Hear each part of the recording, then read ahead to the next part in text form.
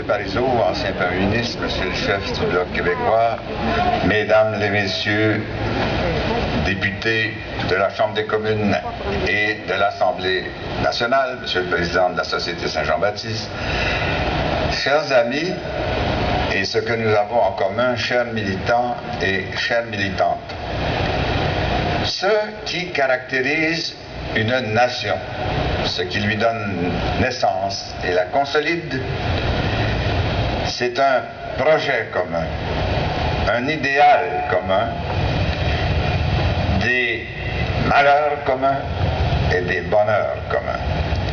Aujourd'hui, nous célébrons un bonheur commun. La loi 101, qui est un des très grands événements politiques positifs de notre histoire. La conquête a été un grand malheur. Une des réponses à ce malheur, c'est Camille Lorrain qui nous l'a donné, avec la loi 101. Je salue en particulier Francine Castonguay, qui est parmi nous, l'épouse de Camille Lorrain. Je peux vous dire, pour les avoir bien connus tous les deux, qu'il l'a aimé autant qu'il a aimé la langue française et le Québec, ce qui n'est pas petit.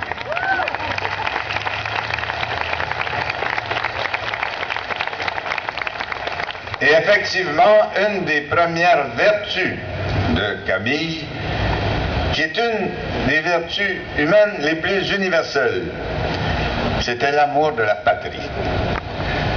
Quand on aime sa patrie, on la veut meilleure. Et quand elle est meilleure, l'humanité est meilleure. Et c'est ce qui animait Camille Lorrain. C'était un humaniste, un sage.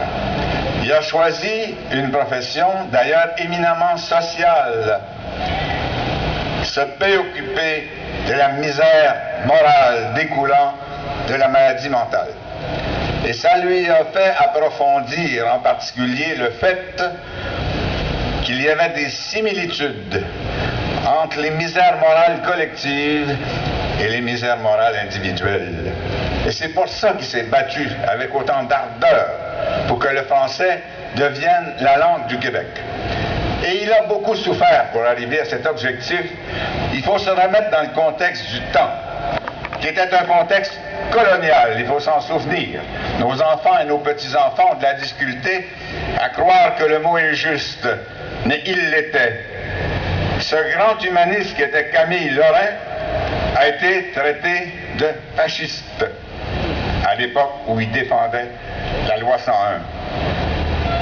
Et d'autres qualificatifs plus insultants encore. En notre nom et pour nous, il a gardé la tête haute et jusqu'au bout, il a défendu cette législation fondamentale.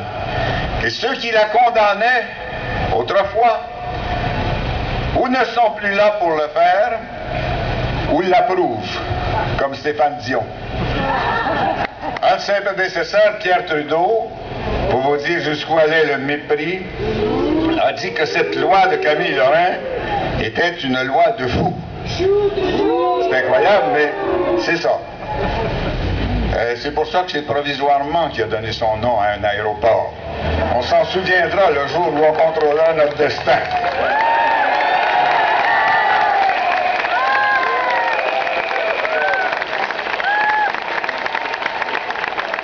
Alors, parmi les hommages qui sont rendus à Camille Lorrain, dont celui que nous lui faisons aujourd'hui, un des plus beaux, c'est qu'il a été imité à l'échelle de la planète. Plusieurs pays se sont inspirés de notre Québec pour mettre de l'avant des législations linguistiques progressistes et salvatrices, y compris la majorité des États des États-Unis d'Amérique, qui doivent protéger leur langue un peu faiblarde contre des invasions éventuelles étrangères.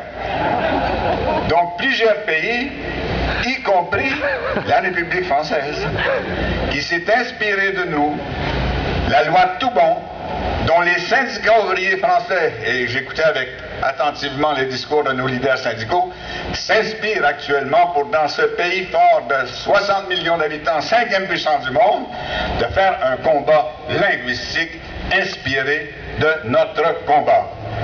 Nous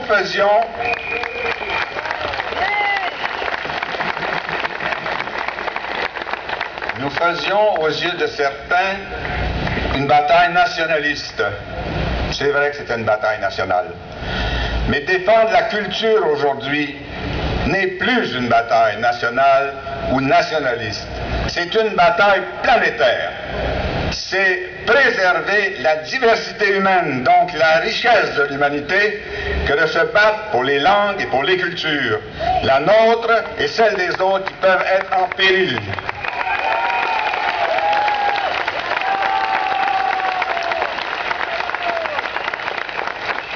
C'est ça l'héritage de Camille Lorrain.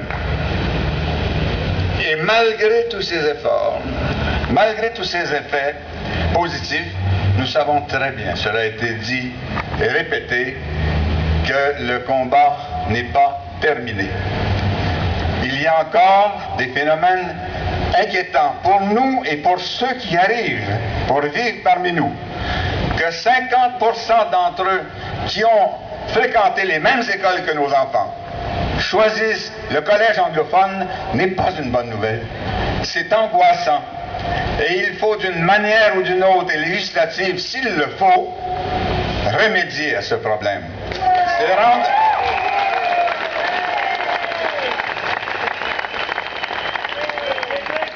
que 50% de ceux et celles que nous avons accueillis aient comme langue d'usage et comme langue de vie la langue anglaise n'est pas une bonne nouvelle aussi, ni pour eux, ni pour nous. C'est méprisant.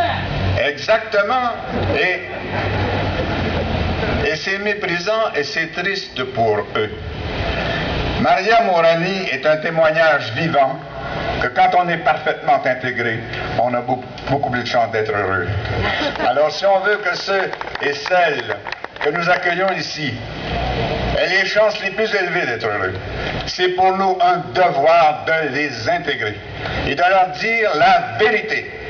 Le Québec n'est pas multiculturel. La culture de Viviane Barbeau et la mienne sont les mêmes. Et ses ancêtres ne sont pas venus de l'île d'Orléans, mais elles contribuent à enrichir le grand courant culturel honorable qui s'appelle la culture québécoise.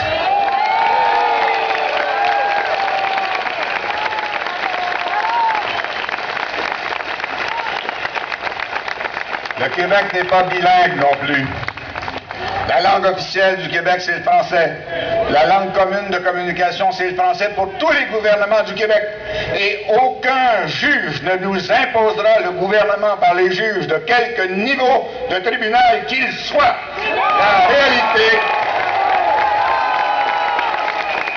La réalité et la démocratie doivent l'emporter. Enfin, ce que Camille Lorrain croyait profondément, après avoir vu les effets positifs de la loi 101, c'est qu'elle ne serait complétée et n'agirait totalement que lorsque nous aurions fait ce que notre destin nous commande de faire, lorsque nous aurons fait l'indépendance nationale. Aucun amendement à la loi 101 ne remédiera à tous les problèmes découlant de cette ambiguïté que nous n'avons pas encore choisi pour nous et pour le monde entier de dire que notre pays et notre patrie, c'est le Québec. Comment voulez-vous? Ce jour-là, quand notre choix sera fait, ça sera tellement plus simple pour ceux qui choisissent de venir vivre parmi nous, de savoir où ils viennent d'avance. Quand on choisit d'aller vivre au Danemark, on sait qu'on devrait être danois. Quand notre drapeau flottera devant l'édifice des Nations Unies, quand on choisira de venir au Québec, on saura que c'est pour être québécois et québécoise. Merci Camille Lorrain et en avant pour la suite.